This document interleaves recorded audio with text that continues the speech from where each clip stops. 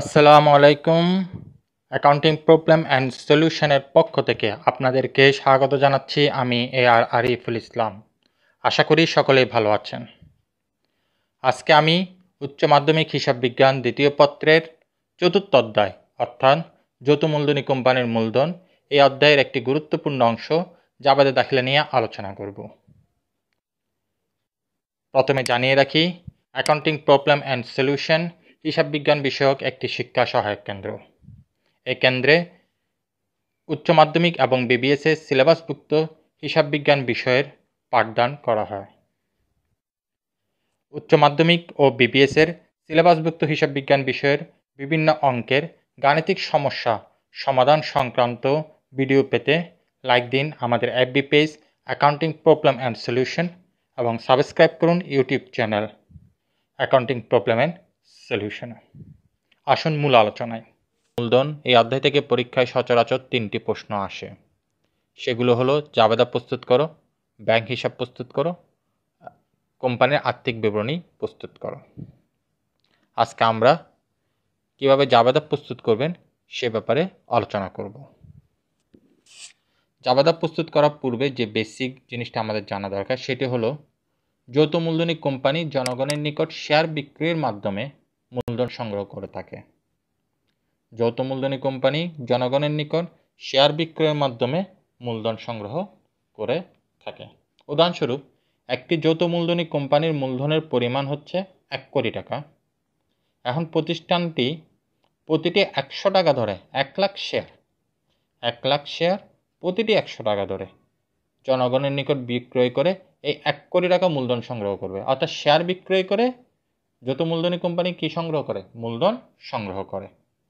আসুন একটি সমস্যার সমাধান করার চেষ্টা করি।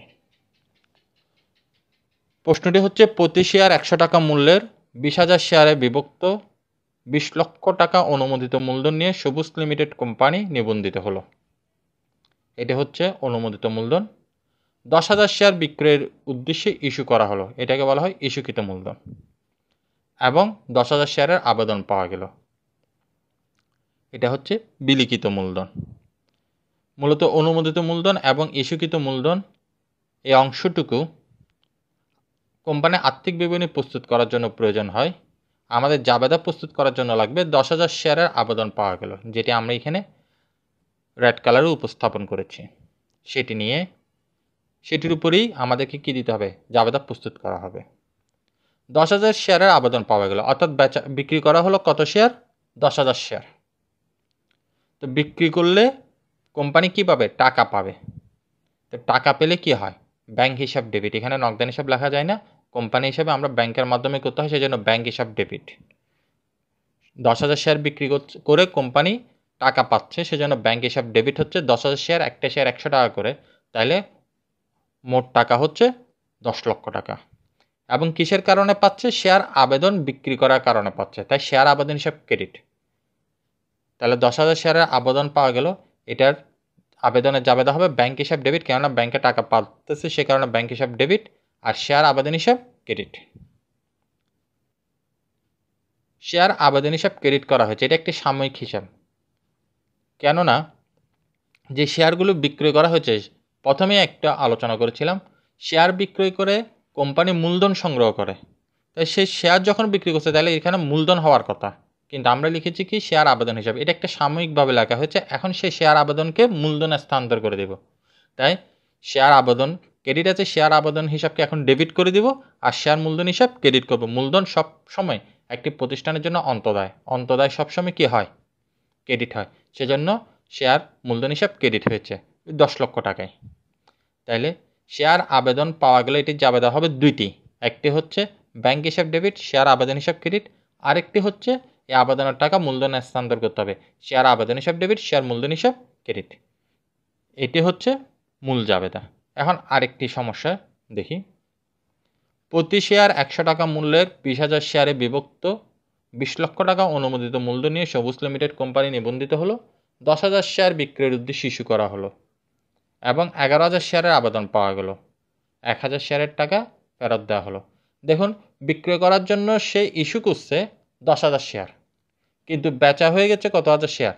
11,000 আবেদন পাওয়া মানে কি বেচা হয়েছে কত হাজার 11,000 কিন্তু সে বিক্রি করার টার্গেট নিয়েছে কত 10,000 ইস্যু করেছিল কত 10,000 শেয়ার তাহলে 1,000 শেয়ার বেশি চলে আসছে এই 1,000 শেয়ারের টাকা ফেরত দেওয়া হবে এটি উল্লেখ করা হয়েছে তাহলে এটির জাবেদা কিভাবে দিবেন প্রথমে 11,000 শেয়ারের আবেদন যখন পেয়ে গেছেন তাহলে 11,000 শেয়ারের আবেদনের জার্নালটা দিয়ে দেন আবেদনের জার্নাল হচ্ছে কি ব্যাংক হিসাব ডেবিট শেয়ার আবেদন হিসাব ক্রেডিট কেননা আবেদনের কারণে প্রতিষ্ঠান টাকা পাচ্ছে সেজন্য ব্যাংক হিসাব ডেবিট শেয়ার আবেদন হিসাব ক্রেডিট কত হাজার শেয়ারের 11,000 শেয়ারের 11,000 শেয়ার 100 টাকা করে 11 লাখ টাকা এখন এই আবেদনের টাকা কিসে স্থানান্তর করব মূলধনে স্থানান্তর করব এখন আমি তো ইস্যু করেছি 10,000 ফলে আমি মূলধনে নিতে পারবো কত হাজার শেয়ার 10,000 শেয়ার আমি যে পরিমাণ শেয়ার ইস্যু করেছি ঠিক সেই পরিমাণ শেয়ারেই কি আমি কিসে স্থানান্তর করতে পারবো মূলধনে স্থানান্তর করতে পারবো কিন্তু আবেদনে পেয়েছি আমি 11,000 তাহলে শেয়ার আবেদন হিসাব ক্রেডিট করছি আমি কত হাজার শেয়ার 11,000 শেয়ার তাহলে শেয়ার আবেদন হিসাব ডেবিট করে ফেলবো এখন আমি 11,000 শেয়ার এই 11,000 শেয়ারের মধ্যে 10,000 শেয়ার যাবে মূলধন আর বাকি 1,000 শেয়ারের টাকা ফেরত দিব টাকা পেলে যখন ব্যাংক হিসাব ডেবিট হয় টাকা ফেরত দিলে ব্যাংক হিসাব ক্রেডিট হয় তাহলে মূলধন স্থানান্তরের জাবেদাটা হবে কি শেয়ার আবেদন হিসাব ডেবিট কেননা আমি আগে 11,000 শেয়ারের টাকা পেয়েছিলাম তখন আমি 11,000 শেয়ার ক্রেডিট করছি এখন আমাকে 11,000 শেয়ার কী করতে হবে ডেবিট করতে হবে সেজন্য শেয়ার আবেদন হিসাব ডেবিট 11,000 ইন্টু 100 11 লাখ টাকা কিন্তু আমি ইস্যু করছি প্রতিষ্ঠান ইস্যু করছে কত হাজার শেয়ার 10,000 শেয়ার তাইলে মূলধনে নিতে পারবো 10,000 আর বাকি 1,000 শেয়ার ফেরত দিচ্ছি সেজন্য ব্যাংক হিসাব হবে 1,000 এরপর আরেকটি জাবেদা আসে এই অধ্যায় থেকে সে জাবেদার হচ্ছে প্রতি শেয়ারে 1 টাকা করে অবলেখকের কমিশন দেওয়া হয়েছে অনেক সময় প্রতিষ্ঠান তার শেয়ার বিক্রির জন্য দালাল নিয়োগ করে থাকে তো দালালদেরকে প্রতি শেয়ার বিক্রির জন্য 1 টাকা করে কমিশন দেওয়া হয় এটাকে অবলেখকের কমিশন বলে তাহলে অবলেখকের কমিশন একজন আপনার পক্ষ হয়ে বিক্রি করতেছে শেয়ার বিক্রি করতেছে ফলে তাকে একটা কমিশন দিতে হবে সে কমিশন আপনার জন্য করে সেজন্য কমিশন হিসাব ডেবিট অবলেখকের কমিশন হিসাব ডেবিট আর সে কমিশনটা দেওয়ার কারণে আপনার ব্যাংকের টাকা কমে যাচ্ছে ব্যাংক হিসাব ক্রেডিট মূলত এই প্রশ্নগুলি আসে শেয়ার ইস্যুর জাবেদা থেকে